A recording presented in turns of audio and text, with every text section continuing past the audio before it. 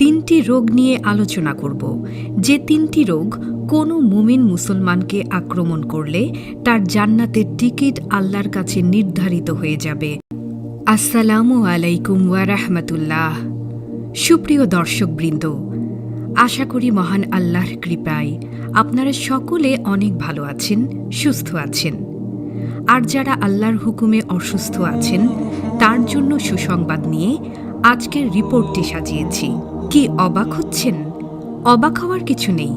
পুরো রিপোর্ট জুড়েই থাকছে অসুস্থ রোগে আক্রান্ত হলে আল্লাহ রাব্বুল আলামিনের পক্ষ থেকে আপনি কি সুযোগ সুবিধা পাবেন তা নিয়ে। বিশেষ করে তিনটি রোগ নিয়ে আলোচনা করব, যে তিনটি রোগ কোনো মুমিন মুসলমানকে আক্রমণ করলে তার জান্নাতের টিকিট আল্লাহর কাছে নির্ধারিত হয়ে যাবে ইনশাআল্লাহ। মানুষের উপর যে বিপদ আপদ ও অসুস্থতা আপতিত হয় তার জন্য তার কর্মফল দায়ী। আবার একইভাবে এ সকল অসুস্থতা বিপদ আপদ মানুষের গুনাহসমূহকে ঝরিয়ে দেয়।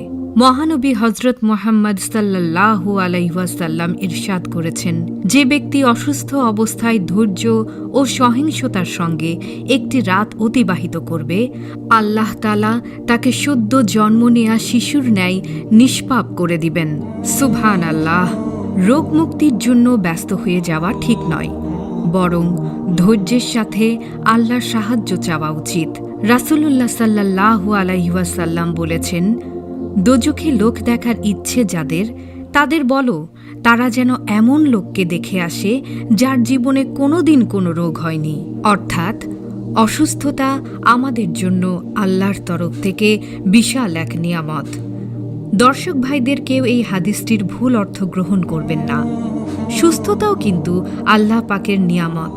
কেননা হজরত মুসা আলাইহি ওয়াসাল্লাম যখন আল্লাহকে প্রশ্ন করেছিলেন, হে আল্লাহ, আপনি যদি বান্দা হতেন তাহলে আপনি আপনার সৃষ্টিকর্তার কাছে সর্বপ্রথম কি চাইতেন? তখন আল্লাহ পাক বলেন, আমি আমার রবের কাছে সুস্থতা চাইতাম।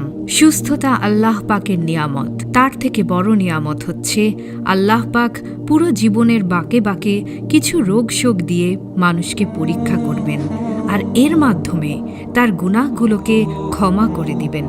মূলত এ হাদিস দ্বারা একজন বিশেষ ব্যক্তিকে বোঝানো হয়েছে। তার নাম হচ্ছে ফেরাউন। যে ব্যক্তিটি মায়ের পেট থেকে ভূমিষ্ঠ হওয়া থেকে শুরু করে মৃত্যুর আগের দিন পর্যন্ত পুরো জীবনকালে একবারের জন্যও অসুস্থ হয়নি। অপর হাদিসে এসেছে, মহানবী হজরত মুহাম্মদ সাল্লাল্লাহু আলাইহি ওয়াসাল্লাম ইরশাদ করেছেন, নিশ্চয়ই কোনো মুমিনের যে রোগ হয় তার বিনিময়ে আল্লাহ তার পূর্বের করা গুনাহসমূহ মাফ করে দেন। সুপ্রিয় দর্শকেরা, আমরা ভিডিও শুরুতেই বলেছিলাম বিশেষ তিনটি রোগের কথা যা সচরাচর আমাদের হয়ে থাকে। হাদিস থেকে প্রাপ্ত তথ্য অনুসারে আমরা জানতে পেরেছি এ তিনটি রোগ আল্লাহ পাক রব্বুল আলামিনের পক্ষ থেকে তার বান্দার জন্য অভিশাপ নয়, বরং নেয়ামত। তার মধ্যে সর্বপ্রথম রোগটি হচ্ছে সর্দি জ্বর। আর এই সর্দি জ্বরে আমরা অধিকাংশ মানুষ ভুগে থাকি। হাদিস শরীফে এসেছে, সর্দি জ্বরের মাধ্যমে আল্লাহ পাক রব্বুল আলামিন মানুষের শরীর থেকে বিষাক্ত জীবাণু বের করে দেন।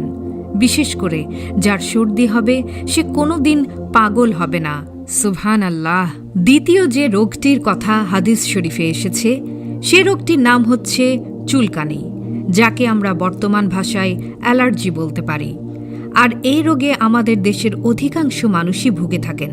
বিশেষ করে ধুলাবালির বিষাক্ত পলিউশন থেকে এই রোগ হয় বলে মেডিকেল বিশেষজ্ঞদের মতামত। কিন্তু হাদিস শরীফে এসেছে, যার চুলকানি রোগ হবে শরীর জুড়ে কম বেশি চুলকানি থাকবে, সে ব্যক্তি জীবনে কোনোদিন কুষ্ঠরোগে আক্রান্ত হবে না, এমনকি তার কোনোদিন শ্বেত রোগও হবে না। সুবহানাল্লাহ। তৃতীয় যে রোগটির কথা হাদিস শরীফে এসেছে সেটি হচ্ছে চোখ ওঠা।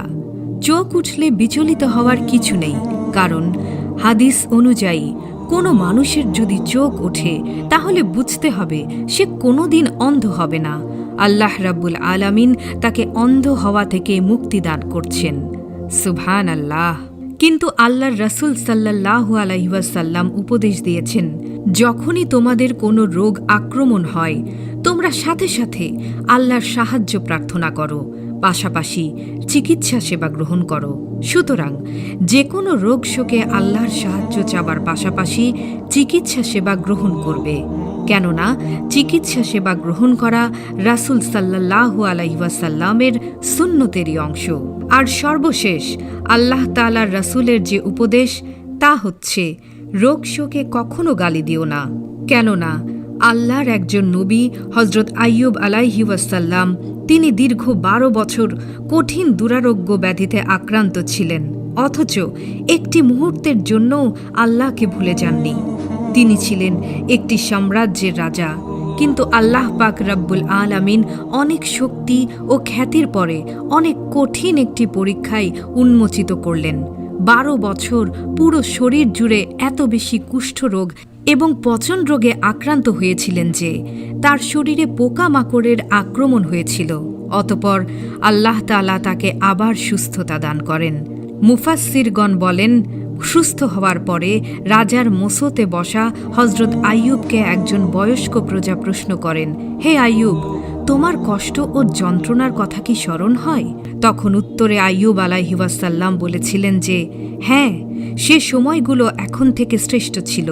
এ কথা শুনে সভার অনেকেই অবাক হয়ে বলেন, হে আইয়ুব, আপনি কি আমাদের সাথে মশকরা করছেন?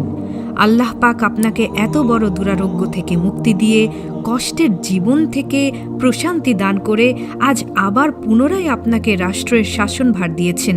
আপনি আমাদের মহারাজ, আর আপনি বলছেন এ সময় থেকে কুষ্ঠরোগে আক্রান্ত সময় শ্রেষ্ঠ ছিল? তখন আইয়ুব বললেন, হ্যাঁ, সেটি শ্রেষ্ঠ সময় ছিল, কারণ সে সময় প্রতিদিন মহান আল্লাহ কুদরতি মুখ দিয়ে আমায় একবার করে জিজ্ঞেস করতেন, হে আইয়ুব, তুমি কেমন আছো? আল্লাহু আকবার। সেই একটি শব্দে আমার কলব ভেতরে প্রশান্তি পেত, যা আমি এই রাজ্যে 12 বছর শাসন করেও পাব না। ভিডিওটি ভালো লাগলে অবশ্যই লাইক ও শেয়ার করবেন। ধন্যবাদ।